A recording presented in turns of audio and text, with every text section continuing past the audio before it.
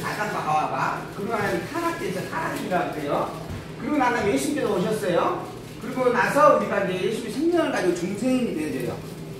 근데 이 중생인이 되어졌는데 사실 이 세상에 중생인만 있는 게 아니고 타락인이 그대로 또 있어요. 이 타락인과 중생인이 공존하고 있어. 근데 성경에 보면 부활이라고 하는 게 있어요. 첫 번째 부활이 예수님이 부활한 거예요. 두 번째 부활이 순교자가 부활을 해요. 언제 부활이냐면 재림 때 부활을 해요.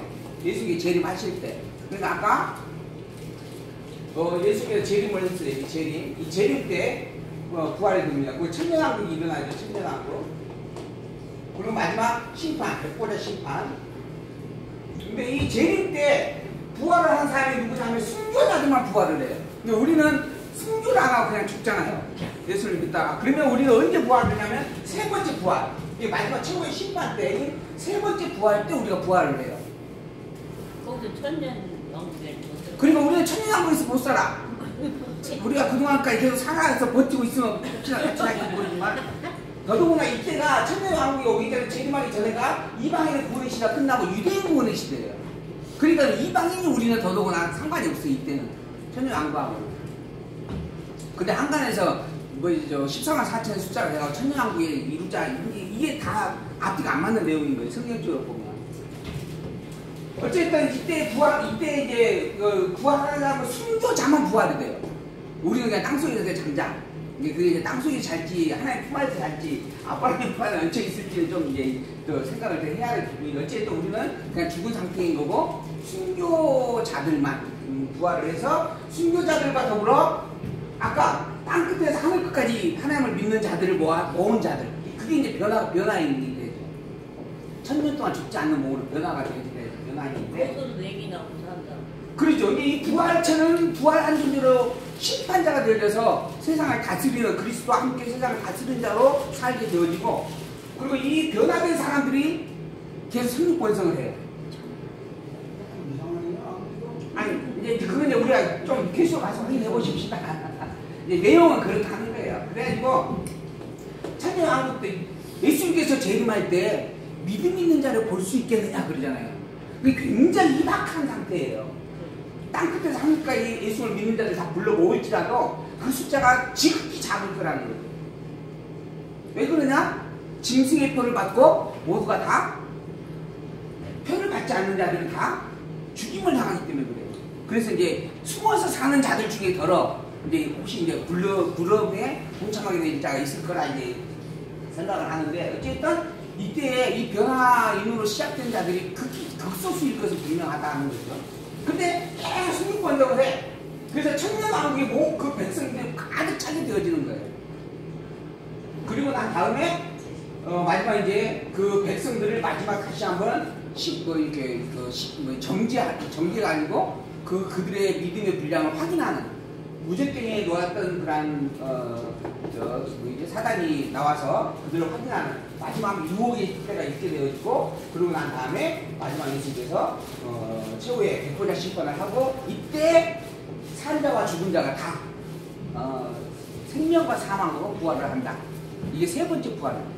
성경에서 말하는 부활의 3단계예요. 천년왕국은 예수님 재림 안 하십니까? 재림하고 난 다음에 천년왕국이죠. 천년 동안 다스리는 거니까. 그래갖고 또 재림 또 해요? 재림이 아니고 마지막 심판을 하시는 거예요. 모든 이들을 부활시켜서 심판하시는 거예요. 이게 백보자 심판이라고 그랬어요. 어쨌든 예수님께서 천년왕국을 다스려야 되잖아요. 천년왕국에 하면 예수님이 왕으로 다 피는 게 아닙니까? 그때 보고 예수님이 왕으로 하는 안 믿는 사람이 있으니까. 그러니까 겉으로는 다 믿는 자들로만 존재하는데 속으로 보면 안 믿는 자들이 있었다라고 하는 거예요. 외식하는 자들이 있다라고 하는 거예요. 어쨌든 순서는 그래요. 성경의 내용의 순서는. 성경의 내용의 순서는 예수님께서 오셨어. 재림하셨어. 그리고 1000년 동안 다스려. 이 땅에서 천년왕국이 이루어져요. 그리고 난 다음에 이 땅 자체가 완전히 없어져요. 종말을 부활해요. 그리고 영원한 생명과 영원한 사망으로 부활하여서 영원한 나라를 살게 된다 하는 겁니다. 그리고 아까 좀 극한 환란이 온다고 그랬죠. 이제는. 근데 분명히 너무 구절이 환란이 있다고 그랬는데 이게 하나님께서 감하지 않으셨더라면은 감했다고 그랬어요. 근데 감했는데 그렇게 또 적극한 것이 극한 환란이 있습니다. 분명히 환란이 감했다고 했습니다. 하나님께서 거기에 감했다라고 하는 말의 의미는 그만큼 그 환란이 엄청나서 그 환란을 견딜 자가 아무도 없다. 그래서 하나님께서 그 백성의 긍휼을 베푼다 이런 의미로 쓰여진 내용이에요. 그 정도로 큰 환란이다 이런 의미죠. 감하지 않았으니까 환란이 닥쳐오죠. 아니 환란 자체가 엄청난데 그걸 견딜 자가 아무도 없기 때문에 그 날짜를 감화해서 너희들을 구원해준다 이런 내용이에요. 감했기 때문에 환란이 없는 게 아니에요. 환란을 다 겪게 되어지는 거예요. 본문에 그렇게 돼 있잖아요. 환란 겪게 되는 것이 감은 것이라는 그 환란의 그 고통이 어마어마한 환란이고 그 환란으로 인해서 살아남을 자가 아무도 없을 정도의 환란인데 근데 하나님께서 너희들에게 그 날을 감함으로 말미암아 너희들을 살려준다, 보존해준다 이런 의미로 하신 말씀이죠. 본문의 내용이 그러지 않나요? 응. 감했는데 그런 환란이 있는 것이 감했는데가 아니고 환란이 이미 왔는데 그걸 감하지 않으면 아예 살 자가 없다는 거예요. 본문은 그렇게 돼 있어요. 본문은 그렇게 돼 있어요.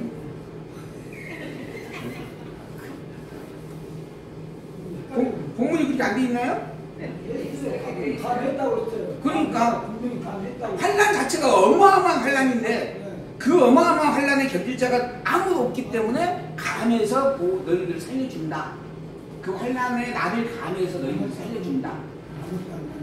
아니 환란의 나를 감해가지고 환란을 그나마 좀 멈춰야 너희들이 살 수가 있다 이런 의미예요. 그 정도로 엄청난 환란이다.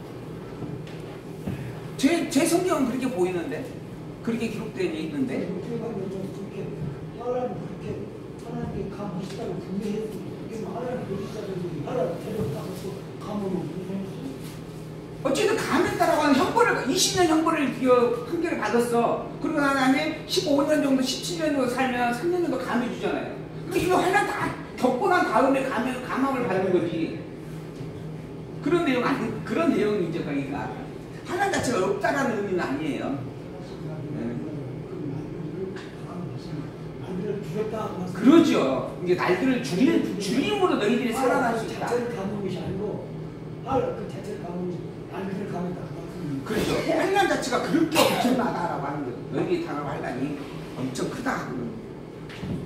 자, 33절 주의하라 깨어있으라. 그때가 언제인지 알지 못함이니라. 가령 사람이 집을 떠나 타국으로 갈 때 그 종에게 권한을 주어서 각각 사물을 맡으며 움직이게 깨어있으라 명함과 같으니 그러므로 깨어있으라. 집주인이 언제 올지 혹 저물도 올지 밤중에 올지 다울도 올지 새벽에 올지 너희가 알지 못하기 때문이다.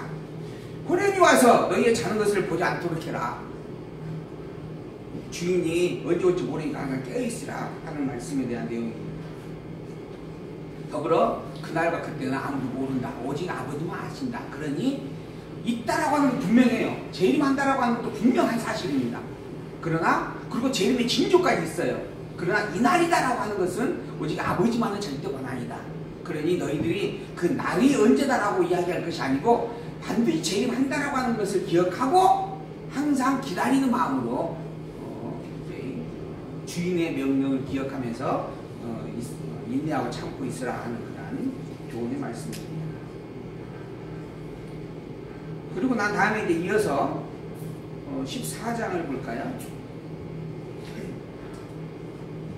14장 이제 구속주의 신분에 대한 증거의 말씀을 예수님께서 해주게 되어지는데 대속의 죽음을 준비하시고 그리고 또한 이제 실제로 버려지시고 그리고 이제 부활 승천하시는 그러한 증거의 말씀들이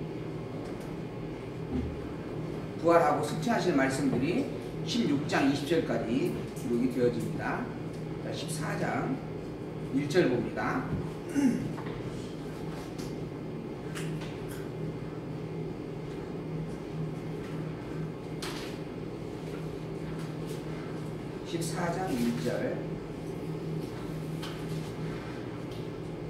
이틀이 지나면 유월절과 무교절이라 대제사장들과 서기관들이 예수를 괴계로 잡아 죽일 방책을 구하며 가로되 민요가 날까 하느니 명절에는 말자. 지금 이제 유월절 절기를 맞이하여서 일어난 사건입니다.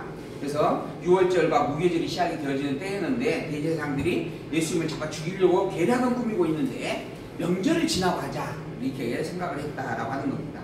왜 그러냐 하면 명절에 모든 백성들이 함께 모여 있어서 예수님에 대한 이야기를 듣고 있기 때문에 그걸로 인해서 밀랑이 날까 염려가 되어졌다라고 하는 것이죠.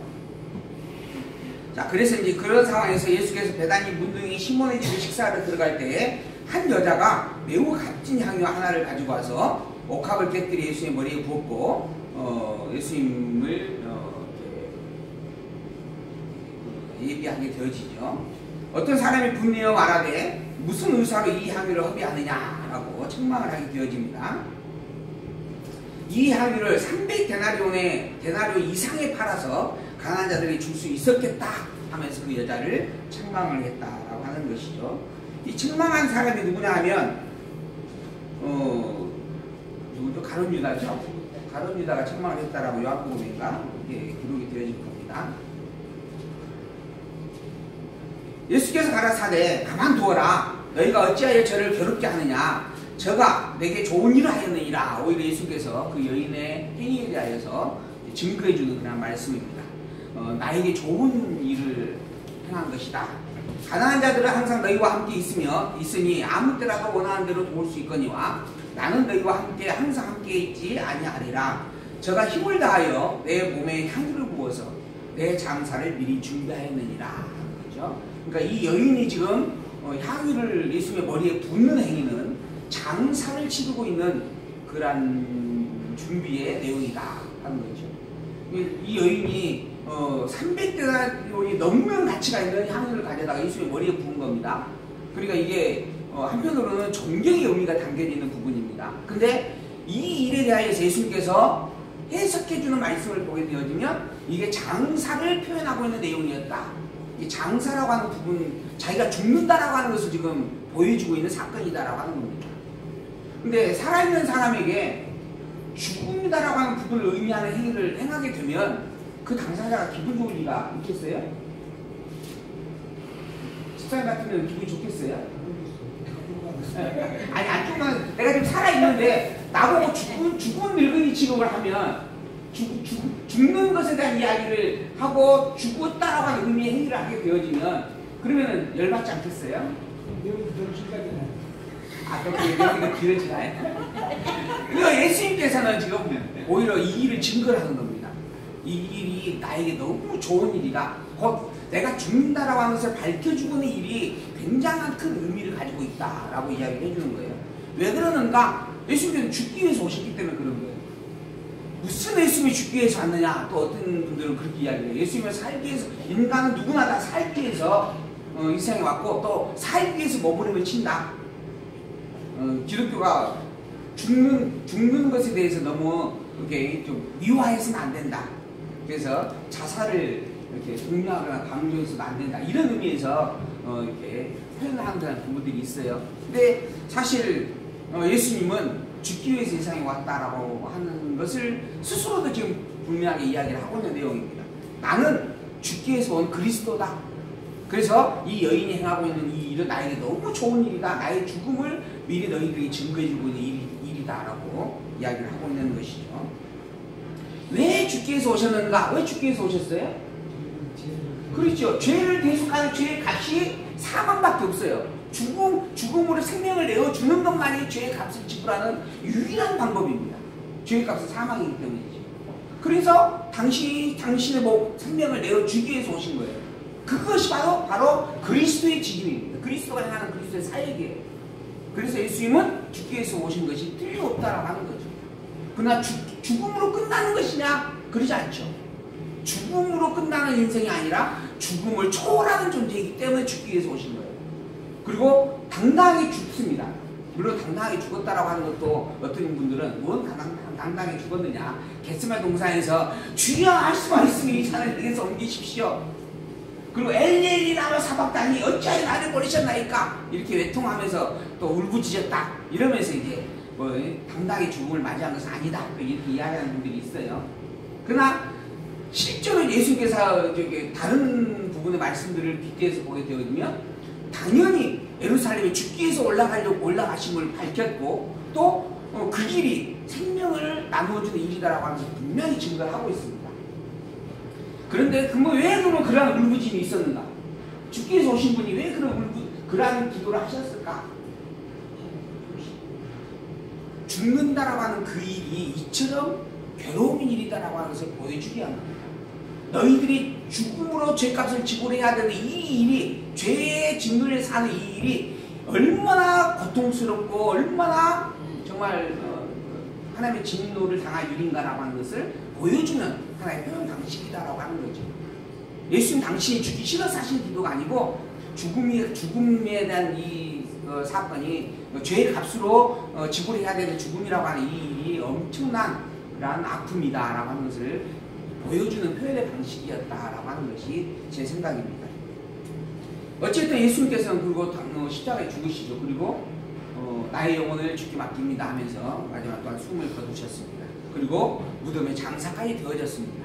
그러나 그게 끝이 아니었고 바로 그 다음 날 살아나시고, 그리고 살아났음을 천사가 증거해주고, 그리고 예수님 당신이 엠마오로 가는 두 제자들을 만남으로 증거해주고, 그리고 또 갈릴리 나사렛에서 또 갈릴리 호수에서 제자들을 만나가지고 제자들과 함께함으로 증거해주고, 또 200여 명이 넘는 성도들과 함께함으로 증거해주고, 그리고 구름을 타고 직접 올라가심으로 또 보여주는 그런 일들이 계속 증거가 되어집니다. 이게 실제 역사적 사실 속에서 기록되어진 내용들입니다. 그러므로 예수님은 그리스도가 너무 분명하고, 그리고 그 예수를 그리스도를 믿는 신앙이 우리의 참된 신앙의 고백이어야 마땅하다라고 우리가 이야기를 하는 것이죠. 어쨌든 이 여인이 향유를 부은 것은 나의 장사를 위한 것이었다라고 밝혀주는 내용입니다. 그래서 온 천하에 다니면서 복음이 전파되는 곳에 이 여인의 행한 일도 함께 말하여 기념하게 된다라고 이야기를 해주었습니다. 12 중에 하나인 가룟유다가 예수를 넘겨주려고 대제사장들에게 갔어요. 그러자 제사장들이 듣고 기뻐하여서 돈을 주기로 약속을 합니다. 그리고 유다가 예수를 어떻게 넘겨줄까 기회를 찾게 되어졌다. 예수님께서 이제 팔려가실 준비가 되어져 가고 있는 내용들이죠. 무교절 첫날에 곧 유월절 양 잡는 날에 제자들이 예수께 여짜오되 우리가 어디로 가서 선생님으로 유월절을 잡수시게 예비하기를 원하십니까? 라고 물었습니다. 유월절을 이제 지내겠다라고 하는 건데 어디에서 하면 좋겠습니까? 라고 물은 거죠. 예수께서 제자 중에 둘을 보내면서 가라사대 성내로 들어가라. 그리하면 물 한 동이를 가지고 가는 사람을 만나게 될 것이다. 그를 따라가서 그 주인에게 선생님의 말씀이 내가 제자들과 함께 유월절을 먹을 나의 객실이 어디 있느냐라고 말씀하셨다. 전하게 하는 거죠. 그러면 자리를 베풀고 예비된 큰 다락방을 너희에게 보여줄 것이다. 그곳에서 예비하거라 라고 이야기합니다. 이에 제자들이 나가서 성내로 들어가서 예수의 하시던 말씀대로 물동이를 이고 가는 사람을 만났습니다. 그리고 그에게 그의 주인을 만나서 이야기를 했겠죠. 우리 주님께서 유월절을 지키겠다라고 하셨다. 어디에서 지키면 좋겠느냐 하고 그러자 그가 큰 다락방을 내어주었어요. 그곳에서 유월절을 예비하게 되어졌다라고 하는 말씀입니다. 이 모든 것들이 또한 하나님께서 직접 준비해 놓으시고 그걸 드러내 확인시켜주는, 사실 이것도 큰 놀라운 사건이 아니지만 표적적 사건이다라고 볼 수 있는 부분입니다. 예수님께서 말씀하신 대로 되어지고 있는 일들이 분명한 사건들이죠.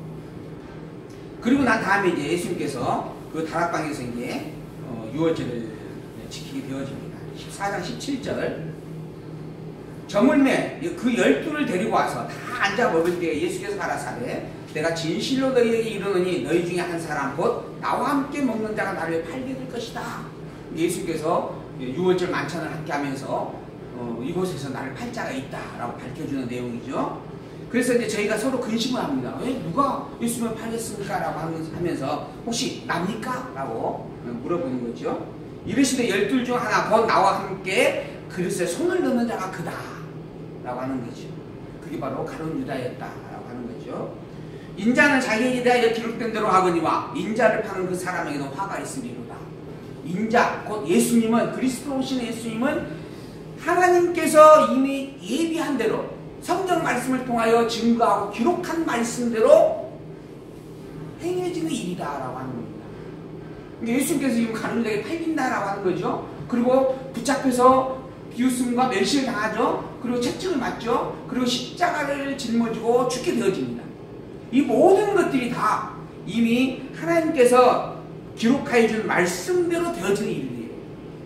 이미 구약에 예언된 예언이 그대로 적용되어지는 사건들이다라고 하는 겁니다. 그러나 인자를 파는 그 사람에게는 화가 있는 일이다라고 설명을 합니다. 예수님께서 십자가에 붙잡혀 죽는 것이 예정되어져 있고 하나님께서 이미 기록해 놓은 말씀대로 되는 일이라고 한다면 가룟 유다가 예수님을 파는 것도 이미 예정되어져 있고 하나님께서 예언된 말씀대로 기록되어진 대로 이루어지는 일임에 분명하죠. 그래야 함께 어우러지는 거니까. 근데 그 모든 것들이 하나님의 작정과 예정된 대로 직접 섭리되어져서 이루어지는 일이지만 가룟 유다는 화가 있을 일이었다라고 하는 겁니다. 그래서 차라리 태어나지 아니함이 나을 뻔하였다라고 또 이야기를 하는 거죠. 왜 그러는가? 작정 예정되어진 대로 되어지는 일이지만 그 되어지는 섭리에 쓰임받는 역할이 선한 도구가 아닌 악한 도구이기 때문이다라고 하는 겁니다. 그래서 우리가 죄 지었기 때문에 하나님께 멸망받는다라고 하는 게 아니에요. 하나님께서 이미 창세된 영혼 안에서 다 작정하였고 예정하셨습니다. 그리고 작정 예정된 대로 적용이 되어져서 그대로 이루어지는 게 우리가 사는 역사입니다. 그런데 이 작정과 예정의 섭리 가운데 있어서 하나님께 정하시기를 선택과 유기를 정하셨어요. 선택과 유기. 즉 택자와 불택자를 정하셨다라고 하는 겁니다. 그리고 택자를 택한 대로, 불택자를 불택한 대로 섭리의 도구로 쓰신다라고 하는 거죠. 그래서 이제 시편 기자가 노래하는 겁니다. 복 있는 자는 악인의 길을 쫓지 않고 죄 있는 길에 서지 않고 엄한 자의 자리에 앉지 않는다라고 하는 거죠. 그러나 악인은 그렇지 않다라고 이야기하죠. 그러니까 원래 복 있는 자가 있고 복이 없는 자가 있다라고 하는 거예요. 의인과 악인이 있다라고 하는 겁니다. 그리고 의인은 의인의 삶을 살게 되어져 있고 악인은 악인의 삶을 살게 되어져 있고 의인의 삶은 하나님의 복이죠. 축복을 받게 되어져 있고 악인의 삶은 하나님의 저주를 받게 되어져 있다라고 하는 거예요. 이렇게 다 정해 놓으셨어요. 그리고 정한 대로 섭리에 작용하는 겁니다.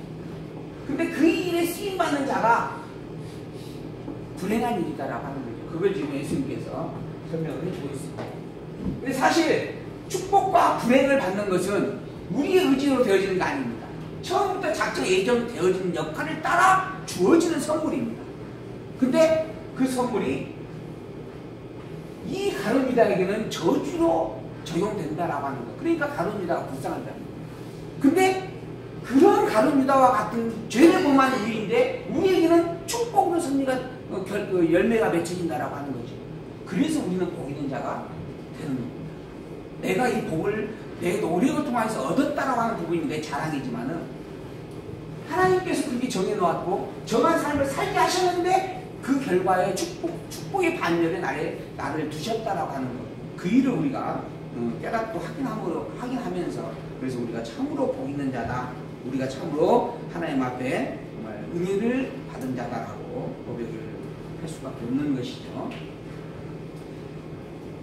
저희가 예수님께서 이제 22절 저희가 먹을 때 예수께서 떡을 가지사 축사하시고 떼어 제자들이 주면서 받으라 이것이 내 몸이라 이야기하죠. 또 잔을 가지고 사례하면서 이것은 많은 사람을 위하여 흘리는 바 나의 피 곧 언약의 피다. 이 떡이라고 하는 것을 이렇게 쪼개주면서 이게 찢겨진 내 몸을 너희들에게 비유하여서 가르치는 것이고 그리고 포도주를 따라주면서 이것이 내가 흘릴 피를 보여주는 그런 일이다라고 설명을 해주고 있는 말씀입니다. 그래서 이제 그 떡과 포도주를 통하여서 예수님께서 십자가에 달리실 것을 가르치고 있는 그런 말씀이 되는 것이죠. 어떤 사람들은 또 이 떡과 포도주로 인하여서 지금 우리가 성찬식을 할 때 그게 예수님의 몸이고 예수님의 피다라고 해서 직접 이렇게 화채설이라고 또는 봉제설이라고 이렇게 주장하는 그런 부분들이 있습니다. 근데 예수님께서 이 지금 살아있는 상태에서 당신이 지금 십자가에 지금 매달리지 않은 상태에서 떡과 포도를 예수님이 직접 나누고 있는 거예요. 그러면서 이게 내 몸이다 라고 이야기하는 거예요. 이거는 떡이 몸이 되어질 수가 없는 거잖아요. 떡과 예수님은 전혀 다른 존재입니다. 단지 떡은 예수님 당신이 곧 찢길 것을 보여주는 가르치는 하나의 교육의 도구인 것이죠. 그러니까 우리가 성찬식을 할 때에도 쓰여지는 떡과 포도주도 마찬가지입니다. 예수님이 그리스도이셨다라고 하는 것을 우리가 되새겨보는 교육의 그런 교보제로서 우리가 쓰여지고 있다라고 하는 부분입니다. 근데 그것을 이제 먹으면은 예수님의 몸을 먹는 것이고 예수님의 살을 먹는 것이고 피를 마시는 것이다 라고 여기는 부분들은 너무 비약되어져 있는 부분이다 라고 이야기할 수밖에 없습니다. 그래서 예수님께서도 분명히 본문에서 말하기를 기념하라 라고 이야기하고 있는 부분을 우리가 살펴볼 수 있어요. 그리고 난 다음에 제자들에게 이제 예수님께서 이제 죽으실 것에 대한 이야기 그리고 다시 살아날 것에 대한 이야기를 해주게 되어지는데 27절 예수께서 제자들에게 이르시되 너희가 다 나를 버리리라 이는 기록된 바 내가 목자를 치리니 양들이 흩어지리라 하였느니라. 이것도 구약 성경에 이미 예언되어져 있다라고 하는 겁니다. 너희들이 다 나를 버리게 될 것이다. 근데 이게 예언되어져 있다. 그러나 내가 살아난 후에 너희보다 먼저 갈릴리로 간다. 근데 베드로가 여짜오되 다 버릴지라 나는 그러지 않겠습니다 하고 호언장담을 하죠. 예수께서 이르시되 진실로 내게 이르노니 오늘 이 밤 닭이 2번 울기 전에 내가 3번 나를 부인하리라. 마태복음에서는 닭 울기 전에 내가 나를 3번 부인하리라 이렇게 되어 있어요. 근데 본문에서는 닭이 2번 울기 전에 3번 나를 부인하리라 아주 자세하게 숫자까지 언급을 해줍니다. 이게 역사적 사실성을 강조하는 그런 의미에 대한 거죠. 실제 그렇다라고 하는 겁니다. 그게 실제 사실이다라고 하는 거죠. 그런데 이미 이렇게 되어지는 일이 뭐냐면 이미 기록된 대로 예언된 대로 되는 일이다. 그러니까 네가 아무리 나를 부인하지 않겠다라고 생명을 걸고 나를 지키겠다고 아무리 맹세한다 한들 이미 너는 나를 버리도록 나를 모른다고 하도록 이미 정해져 있다라고 이야기하는 거죠. 그러니까 인간은 자기의 생각을 드러내면서 살게 되어져 있습니다. 자기의 뜻을 주장을 하고 말로 표현을 하죠. 근데 그렇게 생각하고 계획을 세울지라도 그것을 이루는 자는 누구라고요? 하나님이시다라고 분명히 성경은 이야기합니다. 인간 내가 계획하고 생각을 하고 어떤 그 일을 주관한다 할지라도 실제 그 일을 직접 이루시는 이는 하나님 당신이시다라고 하는 거예요. 그게 이 본문에서 분명하게 확인이 되는 겁니다. 이미 분명하게 예언으로 선포하였던 일이고 선포되어진 일이고 그렇게 될 수밖에 없는 일이고 그것을 절대 해가지 않겠다고 아무리 몸부림치고 맹세한다 한들 결국은 모른다라고 이렇게 부정하게 되어져 있는 그러한 베드로의 삶이 있다라고 하는 겁니다. 근데 그러한 삶이 있는데 그러한 삶을 겪어가는 과정 속에서 베드로는 절대 부정하지 않겠습니다라고 맹세했어요. 그리고 또 실제로 부인을 했어요. 그리고 난 다음에 다구는 소리를 듣고 예수님의 말씀을 생각하고 그리고 회개하게 되어지죠. 근데 이런 삶을 살아가는 겁니다. 그러니까 이미 정해오신 하나님 저만 대로 살 수밖에 없는 인생 그러니까 아무렇게나 살자라고 하는 게 아니에요. 정해진 대로 되어질 수밖에 없는 삶인데 그걸 내가 나의 생각으로 이게 안 하겠다라고 분명히 반대를 한 겁니다. 그런데도 불구하고 정해진 대로 되어짐을 확인하는 거예요. 그걸 통해서 베드로가 무엇을 느끼냐 하면 예수가 하나님의 아들 그리스도이시니 분명하다라고 느끼는 겁니다. 이게 더 이상 확증될 수 없는 더 이상 부정할 수 없는 너무너무 분명한 확증을 갖게 되는 거예요. 그걸 위해서 우리가 사는 겁니다. 하나님께서 다 정해놓으시고 저한테 이루시니까 우리가 뭐 아무것도 안 해도 되지 않느냐? 이렇게 살아도 되는 대로 사는 거고 저렇게 살아도 되는 대로 사는 거고 이미 정해진 대로 되어질 수밖에 없는 것이다 라고 이야기하는데 이걸 우리는 작정 예정이 아니고 숙명론이고 운명론이다라고 이야기를 합니다. 구별을 짓습니다. 그럼 숙명과 운명, 그것과 작정 예정은 어떻게 다른 것인가? 정한 대로 모든 게 정해져 있다라고 하는 똑같아요. 그런데 정해진 대로 직접 주관하고 있는 주권자 하나님이 그 일을 섭리하신다라고 하는 것이 다른 거예요. 정해진 대로 되어 있으니까 나는 아무렇게나 살아도 된다 라고 하는 부분은 목적 없는 삶이 아니고, 정하신 그것을 나도 알고 깨달아 알게 하시고 느끼게 하시고 보게 하시고 배워가게 하신다라고 하는 겁니다. 그게 하나님께서 직접 주관하여 이루신 삶이다라고 하는 거죠. 그 섭리를 통하여서 우리가 결국 얻게 되어지는 것은 하나님의 살아계심과 하나님이 왜 전능자여 주권자여 여호와라고 칭함받을 수밖에 없는가라고 하는 것을 배우고 확인하게 되는 겁니다. 그래서 살아있는 신앙으로 하나님은 여호와라고 우리가 증거하면서 살아가게 되어지는 거예요. 내 목숨을 다하고 마음을 다하고 뜻을 다하고 힘을 다하여서 여호와의 증인으로, 예수가 그리스도이심을 증거하는 증인으로 살아가게 되어진다라고 하는 겁니다. 그런 부분의 차이가 있어요. 숙명과 예정의 차이는 그렇게 큰 차이를 가지고 있습니다. 그래서 우리에게 생각되어지는 모든 것들, 사실 이 베드로가 나는 절대 예수를 모른다 하지 않겠습니다 라고 생각을 하고 말을 했어요. 이 생각과 말의 주관자가 누구예요? 생각을 다스리고 주관하시는 이도 하나님이에요. 근데 이미 정해놓았어요. 너 도망간다 라고 정해놓았어요. 근데 정해놓고 정한 대로 도망가게 하시는 또 하나님이에요. 그런데 반대로 그 도망가는 그러한 일이 있는 과정 속에서 베드로에게 나는 절대 모른다 하지 않겠습니다 라고 하는 생각을 주고 그걸 또 고백하기까지 했어요. 누가? 하나님이. 왜 이렇게 복잡하게 섭리하실까? 그러죠. 그래야 내게 교육이 되어지기 때문에. 이게 나를 살아있는 자로 교육시키는 교육의 방법인 겁니다. 부인하게 하는 하나님이신데 제가 도망가는 자리. 그게 이제 자유의지가 되는 거예요.